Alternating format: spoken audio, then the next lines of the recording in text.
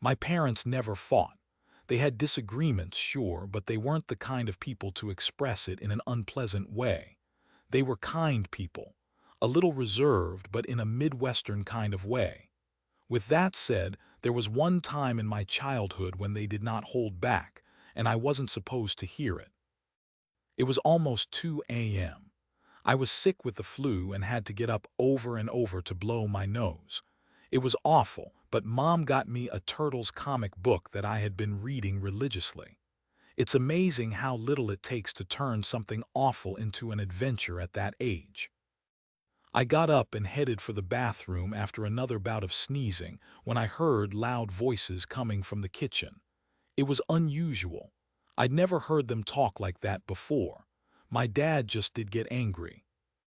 "We can't pretend like nothing's gonna happen," he said. "We can't send him out unprepared." "So you're suggesting we drop this on him, here and now? You think it's better to have him live his entire life in fear?" "I think it's better for him to have a goddamn life to begin with." Dad was furious. His eyes were red. Had he been crying? Mom sat at the dinner table, covering her face with her hands. She couldn't stop sobbing. I'd seen her cry at the movies a couple of times, but never like this. "Maybe it stops with us," she sighed. "Have you considered that maybe this is it? Have you considered the alternative?" Dad sat down across from her, taking her hands in his. "We don't have to make his entire life about it. We don't. But can we please just agree to not leave him in the dark?"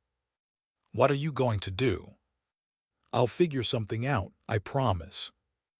They sat there for a full 10 minutes looking at one another. I never heard the full conversation. But the next day, I was told that my grandparents had died. They were 63 and 65 years old, and they died at the same time. No one told me what happened. I didn't think much about that night until many years later. I was 28 when my parents died. Both of them on the same day, just like my grandparents. I didn't get the full details, just an uncomfortable phone call from a police officer. Even as an adult, you never really expect your parents to die. Sure, you know it will happen eventually, but it hurts you in a way you wouldn't know. You can't prepare yourself for those great pains of the human experience. And if it didn't hurt, well, then you've probably had enough pain as is. I was an only child, so there was no one to call but distant cousins and uncles, people I hadn't seen for years.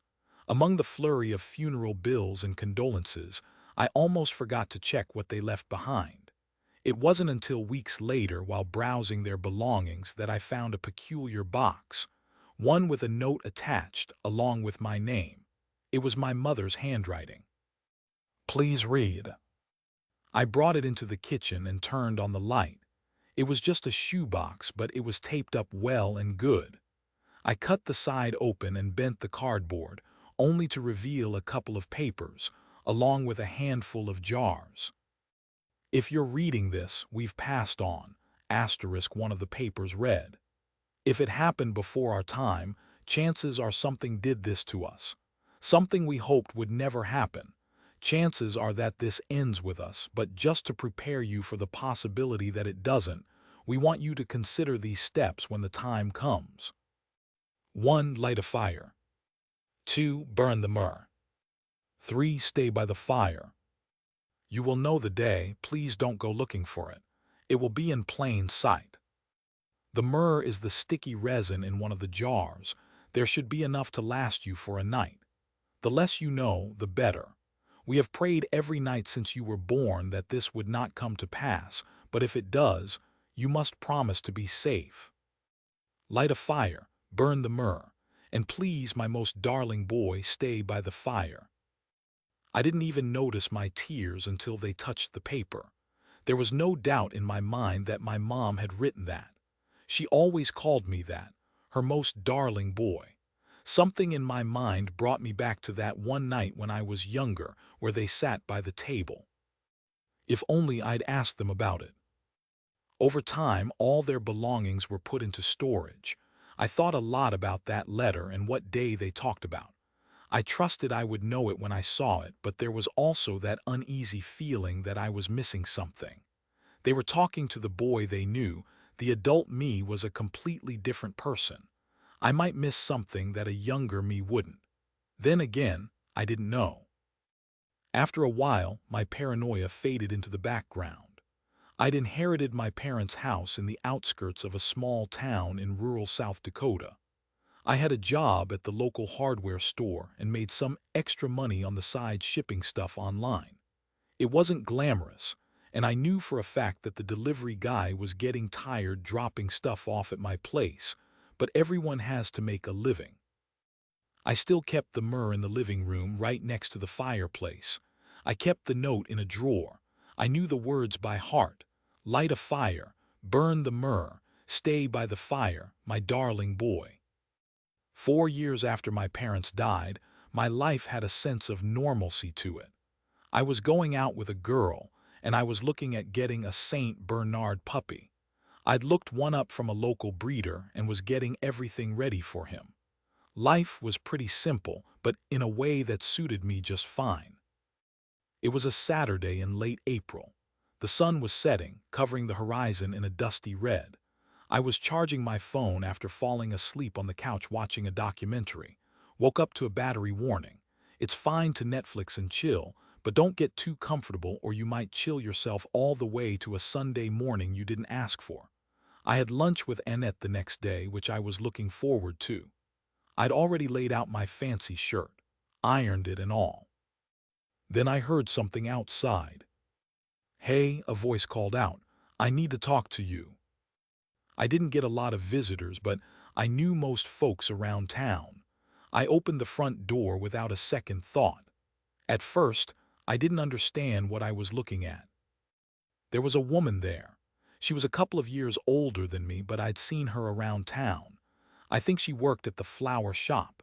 They had those weird blue sunflowers in the window. I saw them every morning when I drove to work. She had these dark eyes and short curly hair.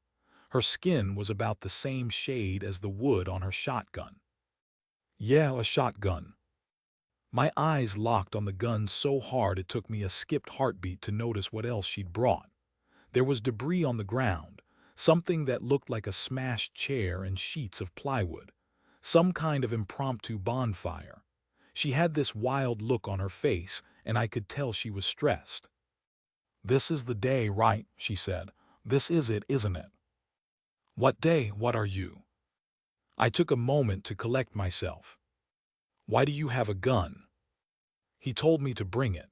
Bring the gun, meet up by the easternmost house, light the fire. "Burn the myrrh," I added, "and stay by the fire." "Myrrh," she scoffed. "What do you mean myrrh?" She lit up the bonfire with a *f***. She looked exhausted. She pulled out a camping chair from a backpack she'd brought and sat down, dropping a pack of marshmallows on the ground. I went inside and threw my firewood into the fireplace. My hand was shaking so bad I accidentally pinched a finger. Got a couple of splinters too. I just threw it all in there, spritzed some fire starter on it, and lit a handful of matches. Another *f***.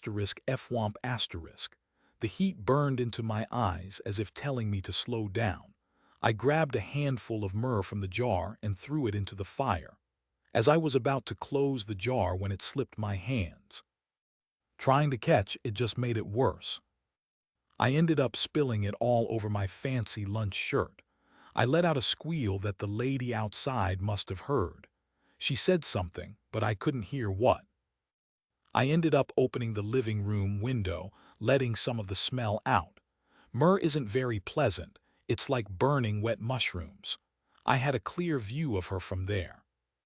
"You all right in there?" she asked. "Just lit the fire," I said. "Drop something." "What was that about myrrh?" "They told me to burn it. They said that'll help." "So you weren't told to go here. You were told something else." "I *live here," I said. "They just said light a fire, burn the myrrh, and stay by the fire." Yeah, she nodded. "Bring a gun, go east. Light the fire, stay by the fire. You know what you're supposed to do with that thing." If your dad uses his final will to tell you to bring a shotgun, you bring a shotgun. His will. We took a step back and started from the beginning. Her name was Marilyn. She was 4 years older than me. Turns out her dad died on the same day as my parents. In his will, he'd left something similar to what I got, but the instructions were slightly different.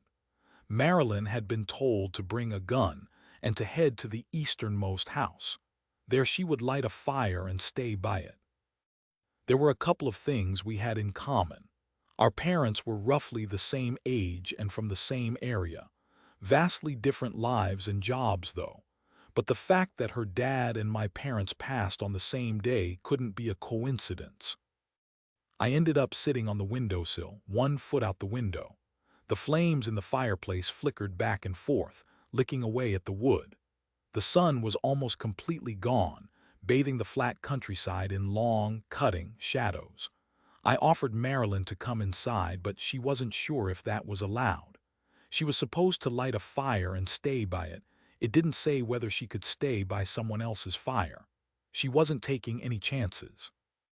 I ended up sharing my experience with her. I told her about that night when I was a kid, watching my parents have their first real secret argument. Marilyn nodded, letting the shotgun rest on her lap. "My dad did that too," she said. "Right after my grandmother passed. He was up all night talking to his brother on the phone. Never heard him talk like that before." Marilyn had a husband and 3 kids, but she didn't want to get them involved. She figured that whatever asked her to bring a shotgun to a stranger's house might be better left unspoken. Instead, we sat there, talking about some of the most unsettling memories of our loved ones. Marilyn was the first to state the obvious. "I think something killed him," she said, "and I think it killed my grandmother too." "Sounds like it, but why would it come for us?" "I dunno," she shrugged, "but it didn't sound like it was supposed to come for our parents either, but it did." "But why today?" I asked. "How'd you figure today was the day?" She looked off into the distance as she pierced another marshmallow with a thin metal rod. The bonfire was as lively as ever, reaching high into the air. "My dad used to sing me this song when I was a kid. You know Bob Marley?" "Sure, yeah. 'Three Little Birds,' that was his favorite song. Sang it to me every night. Come hell and high water, he'd sing that song and tuck me in. I've heard every cover of that song by every singer I can imagine for as long as I can imagine it. And you know what I woke up to today?" She raised the marshmallow to her eyes, inspecting it. It was burned but still good. There were 3 dead little birds outside my doorstep. She looked up at me, the fire shimmering in her wet eyes. "And I knew asterisk, you know. I felt that cold asterisk, and I don't doubt for a second that today is that day." I looked back at my fire. I threw on a little more myrrh. I believed her. A couple of hours passed. I sat by the window trying to keep myself occupied. Marilyn was watching something on her phone. I took down a hip flask of whiskey from my liquor shelf. I'm not much of a drinker, but I figured it was as good a day to start as any. Marilyn indulged in a vice of her own, lighting a cigarette.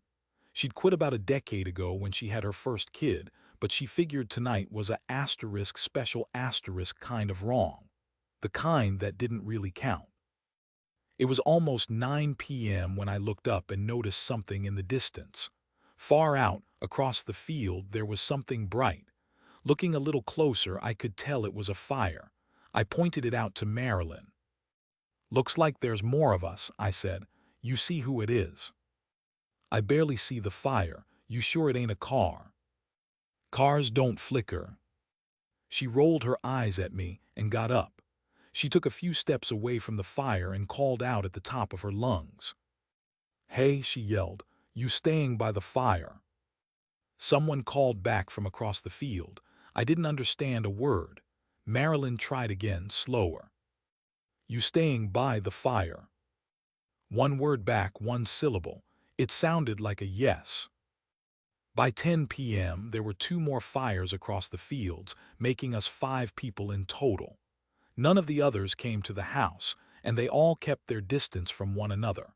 Marilyn was rocking back and forth, trying to keep her eyes open. I could tell the worst stress had run its course, leaving her sleepy and warm. That it was a windless spring night didn't help.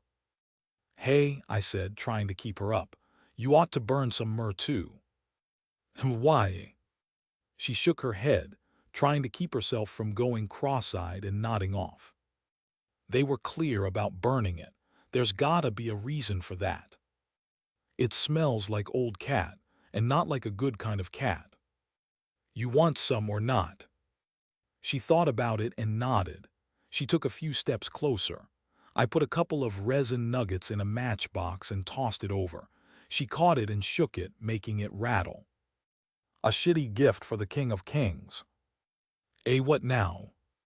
"The King of Kings. Lord Jesus, my friend, you ain't read your Bible." "I like my books with pictures."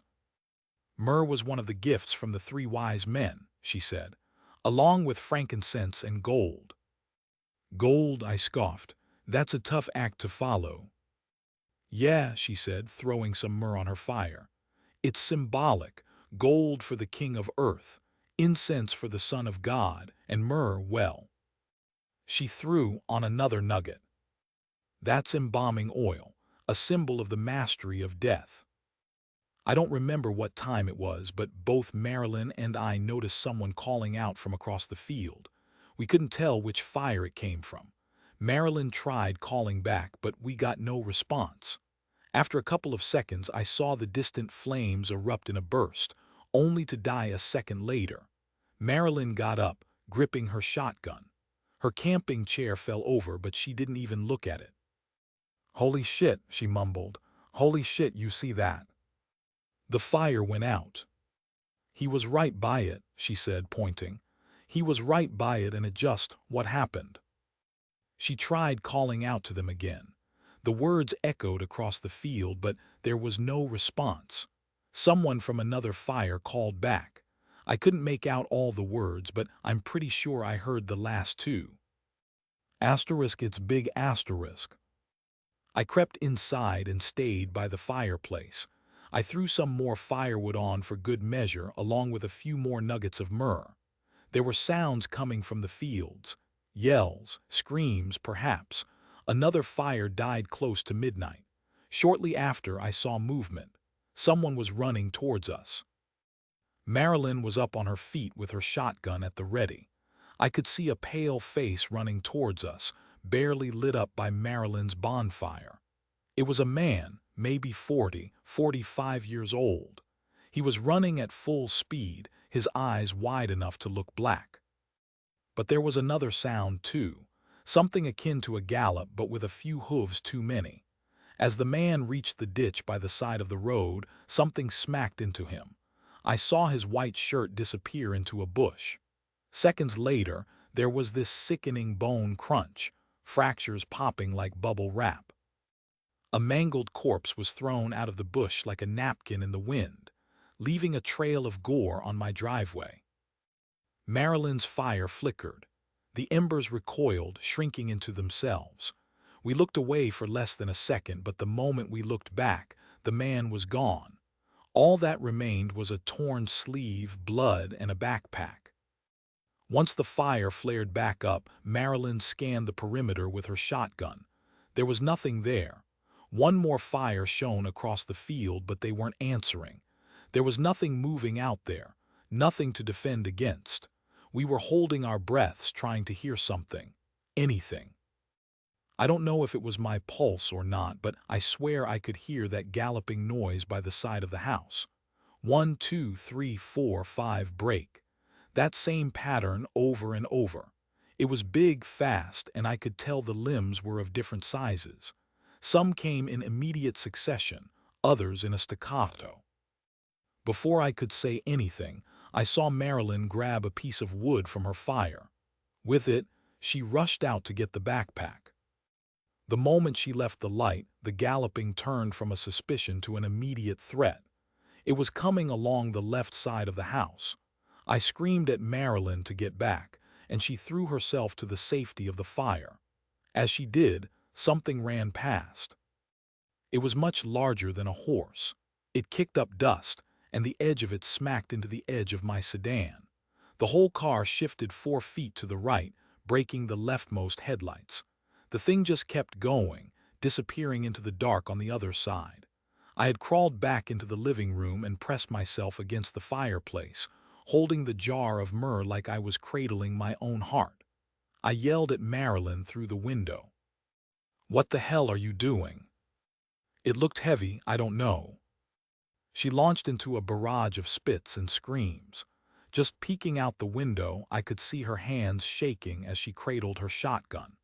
It was only then that it dawned on me that she was holding it more like a crutch than a weapon. Maybe she'd never fired it before. She opened the backpack. There were a couple of items, a water bottle and a candy bar, along with a pack of cassette tapes. There was a player too, but the batteries had run out. There was a power cord attached, but there was no way to power that thing out there. We had no rope to pull it over to me, so Marilyn decided to throw it. If we got the tape player across, then we'd throw the tapes. Marilyn counted down from 3 and sent the player sailing. I was leaning halfway out the window when I caught it. It was heavier than anticipated and almost made me lose my balance. I had to grab the fireplace. A couple of inches to the left and I would have burned my fingertips. We repeated the throw for the cassette tapes. They were all arranged in this sun-bleached plastic carrying case with a lock on it. The flimsy key was in there. I just had to turn it. This one was easier to throw, but we counted down nonetheless. Once I caught it, Marilyn had to do a little dance to get the tension out. I plugged the cassette player in and put it on the windowsill. There were 6 tapes in total, so I put one on. I turned up the volume so Marilyn could hear.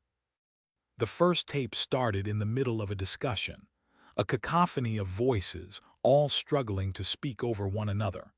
At first one might have thought it was a brawl, but once you listened a little closer, you could tell it was a discussion. As a crowd settled, a single voice came through. "They all died on the same night," the voice boomed. "We lost family on one and the same night. Who cares if one lived 40 minutes longer than the other?" "We have to look at the data," said another. "Half of them died at the same time, the same asterisk minute. Everything past that has to mean asterisk something." "And what is that?" the first voice continued. "You think it's scared of fire, of smoke? Everyone who stayed by a live fire lived on average 4 hours longer. 4 hours." The discussion crashed into another eruption of loud voices.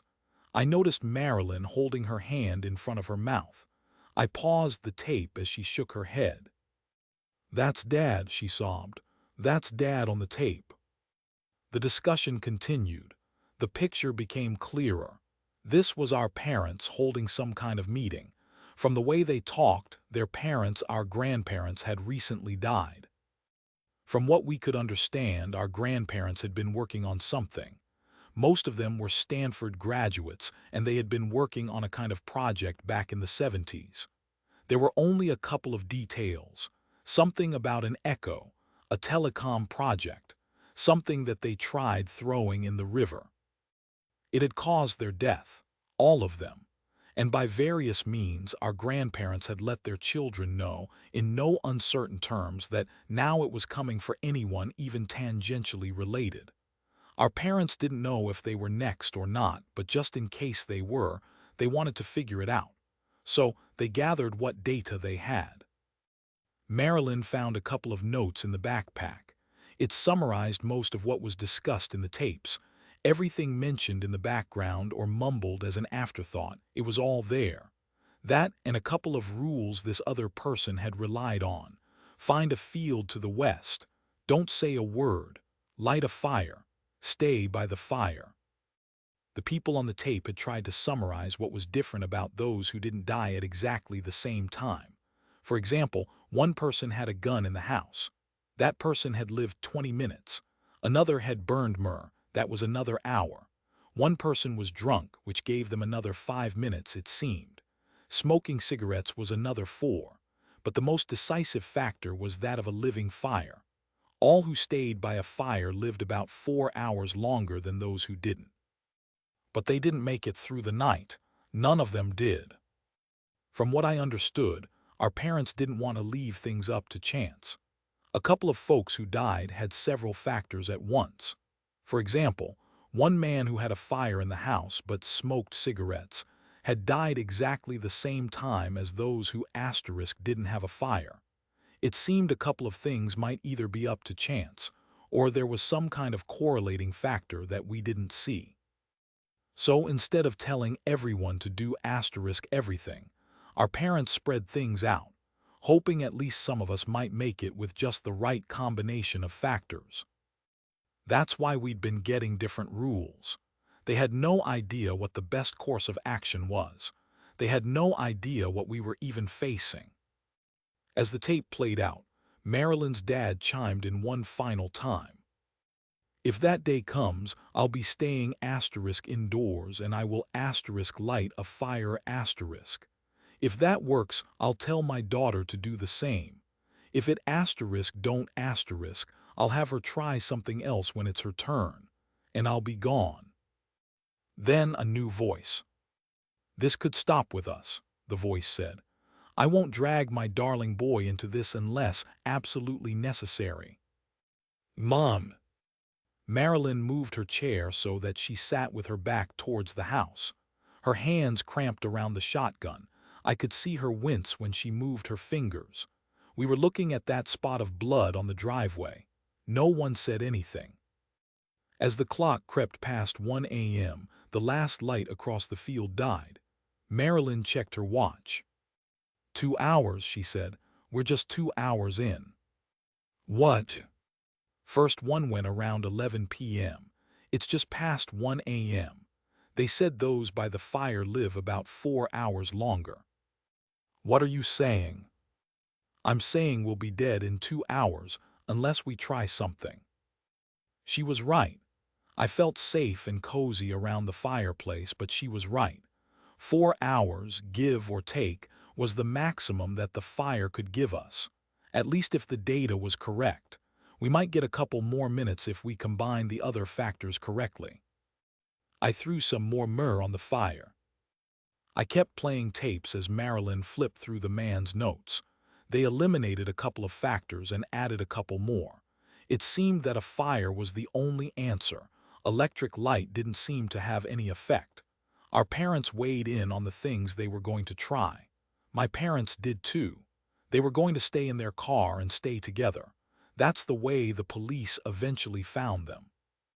Marilyn's dad had stayed by a fireplace much like mine. He said on the tape he'd be sitting in his rocking chair, playing music and smoking a cigarette. We didn't have an exact time of death, but he hadn't made it until dawn. It's not a solution, Marilyn recounted. The fire is not a solution, it's not a fix, it's not the whole story. But it gives us time, right? Time for what? What can we do? We can try something, or at least write it all down. If we don't make it, don't you want your family to know what happened? Marilyn's face turned ashen. She hadn't even considered that. Then again, if the tapes were anything to abide by, it was better not to know. Apparently, some folks who were completely left out of the loop were left unscathed. Maybe that's what our parents had hoped for us. Maybe, by letting us in on the secret, they accidentally pulled us into it. As Marilyn started writing something, I pulled out a couple of papers from a drawer. My hands shivered as I wrote down every factor I could think of. I started with the man who came running. He left his fire, that much was true. But there had to be a reason for that. Maybe it was about to go out. Is there anything else in that backpack? I asked. A lighter, wood, anything for a fire. I dunno. Marilyn wasn't paying attention. She was sniffling and writing something on a note, leaning it against her thigh. The pen kept pushing through the paper and I could tell she was getting frustrated. Finally, she balled the paper up and threw it into the fire. She let out a scream, kicking dust into the air. When she turned to me, something in her face changed. "The backpack," I repeated. "Can you check it?" She nodded. There was a lighter and a handful of what looked like wool. Cross-checking the notes, it seemed that wool was one of the deciding factors. All who had worn some kind of wool fabric had survived for another 10 minutes. Marilyn was just wearing a blazer, while I was wearing a plain white cotton blend tee. "What if we add it all up?" Marilyn asked. "Won't that be enough time?" "Someone in the meeting tried that," I said. "It's right there 4 minutes in. They said they'd do it." "So did it work?" "You think they'd let us all die if it did?" She shook her head. "Of course they wouldn't. Besides, it had already been established that certain factors seemed to cancel each other out. There had to be a pattern, but we weren't seeing it." We considered the biblical angle. Myrrh, frankincense, gold. Problem was, there'd been one man with incense and another man who had a lucky gold coin. Both had died on the minute. That didn't mean it couldn't be a factor, but chances were slim that it mattered. As Marilyn considered setting a trap or even going as far as burning the house down, I heard that sound again. The galloping was coming closer, moving across the field. I could hear the deep thuds as it moved through the mud on the west side of the building.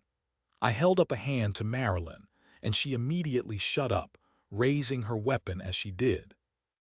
It was darker outside and the fires looked smaller. As something moved in the field, I saw Marilyn sweeping the shotgun left and right, waiting for something to show itself. I could hear it breathing, these big, long breaths. The irregular thud of its legs echoed as it dragged itself by, just outside our vision. Then a noise, like a sharp inhale followed by stuttered clicking. It stopped moving. It exhaled and Marilyn's fire flickered. Her breath turned into a cold cloud as her teeth started to chatter. Her fire was dying. As the thing began to move, I could hear something shift. An intensity, intention and direction. It was heading for my house. Marilyn looked down at her dying fire, watching full flames turning into dying embers in a matter of seconds. "Inside," I cried out, "now." She took a step away from her fire as something moved down the driveway.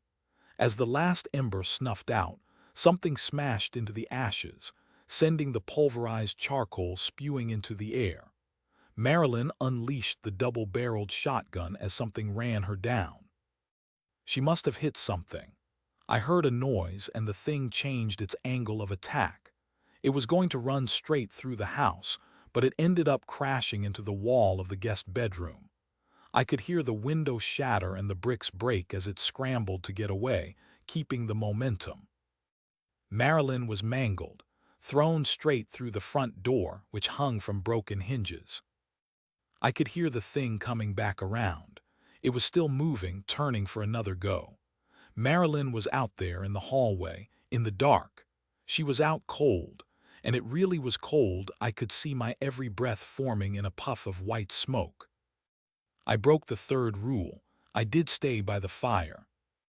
Running into the hallway, I could hear the thundering coming closer. I took Marilyn under her arms and dragged her back into the light of the fireplace. She got her foot stuck on the corner of my couch. The sudden pull made me lose my balance, falling backwards. As I lay there, I heard those big steps slowing down. It stopped short of my front door, poking at it. The wood came loose from its hinges, pieces smacking into the floor. Then I saw a hand reaching in. It had this gray texture like old leather, 4 fingers of various sizes, not like our fingers where there's an opposable thumb, index finger, and so on. No, it was all off. One finger had 4 joints. One had 2. One was really long and curled outward. It was feeling the floor, its sharp black nails scraping against the wood. It was so gentle. It was reaching for Marilyn. I pulled her back a little, just a couple of inches. That was enough for the hand to retract, all without a sound. I moved back toward the fire, throwing some more myrrh on. Marilyn's eyes were open, but I could tell she was concussed. Her right arm was broken, but she didn't seem to notice. I had to call for help. I didn't know what I would say, but I had to try. Picking up my phone, I input my password and stopped. There was a black square blocking most of the screen, and it started making this awful high-pitched sound. I dropped my phone, cracking the screen. Marilyn rolled her eyes at me. Point 4, she mumbled. Those on phone died. I blinked. It took me a moment to realize she was talking about the notes from the tapes. People who had called for help didn't survive as long as those who didn't. Was that a factor? The fire flickered. I could only stay by the fire if their asterisk was a fire to stay by asterisk. Time was running out. As the flames shrunk, I tried to put on more firewood. It didn't work. The flames weren't biting anymore. I tried putting on more fire starter, emptying half the bottle and spraying my fancy shirt with a good handful of it, but nothing worked. It's like the fire wasn't hungry anymore. It stopped trying. I pulled Marilyn next to me, closer to the fire. Her eyes couldn't focus, and she was barely breathing. If she held her head at the right angle, there was less bleeding. "It kills the fire," I mumbled. "It kills it." "Make more." I tried. Using my matches, I tried setting the frills on the carpet on fire. Then, one of the chairs, the curtains. Nothing worked. It's like the fire forgot what it was supposed to be doing. Like it wasn't even fire anymore, it just looked the part. I was panicking. I went through every possibility in my head as the fireplace slowed to embers. Maybe it wasn't about what they were doing. Maybe it was about what they were doing. They all had heartbeats and pulses. They'd all had dinner. They'd all had something to drink. What if that was the answer? What if it was not about doing something but abstaining from something? Why had no one suggested that? My mind was racing as I smacked the firewood around with a poker. "Come on, come on, come on." The thumping returned, slower this time, deliberate, and within a minute something heavy stepped down on my broken front door, making the wood crackle under immense pressure. It got dark as the embers cooled. I held Marilyn close. Something reached out, and a six-jointed finger wrapped around her foot. She mumbled something as I pulled her away out of its loose grip. It barely fought me. I had a couple more matches, but I didn't know what else to do. I pushed Marilyn behind me, stood up, and took a deep breath. Maybe a little light would be enough. "Don't worry," Marilyn mumbled. "About a thing." Mom's most darling boy lit the matches. It had gray leather skin. It was so big it barely fit through the door. There were limbs, but different sizes. It's like something that forgot what people were supposed to look like and how big we were supposed to be. The eyes didn't look right. They were aligned to the sides like a horse or a frog.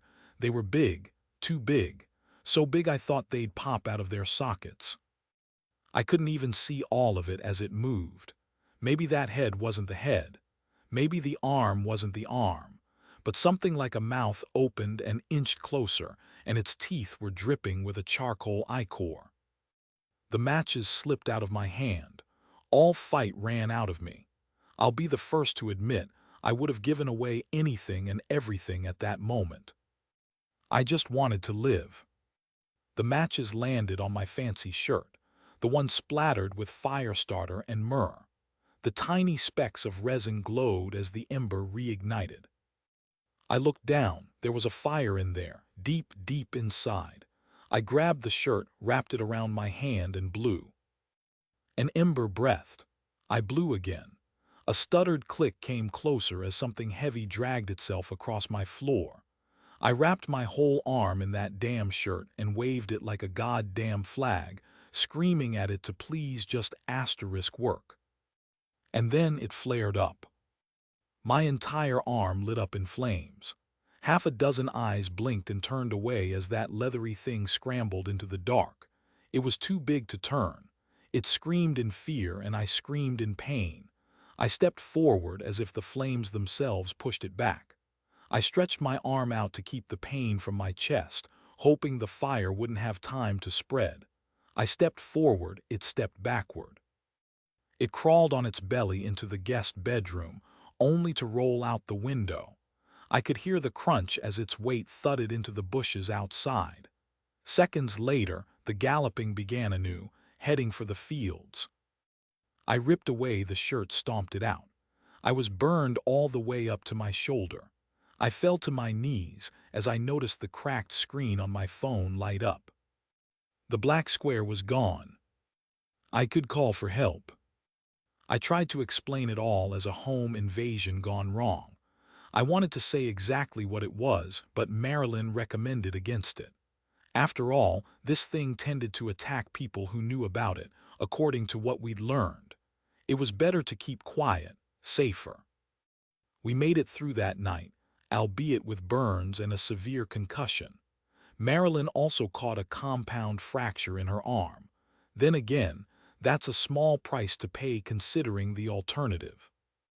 We've met a couple of times since. We've written up what we know in a way that we can present to children of our own in case of our sudden death. After all, who's to say this thing won't return? We don't know the rules. No one does for certain. I did look up a couple of children of other people who attended that meeting. Some died that night. Others were fine. It seems that all are not treated equal. There are factors we have yet to understand. In the end, I stayed by the fire. Any asterisk fire. Even if I had to become the damn fire. I don't think that's what my parents wanted me to do, but in the end, it comes down to what gets you through the night. Sometimes we don't have the luxury of walking the straight and narrow. Sometimes we have to burn. I haven't had another day like that since. I reckon I never will. But if that day comes and I see 3 dead little birds outside my doorstep, I'll know what to do. I'll be Mom's most darling boy, and I'll stay by the fire.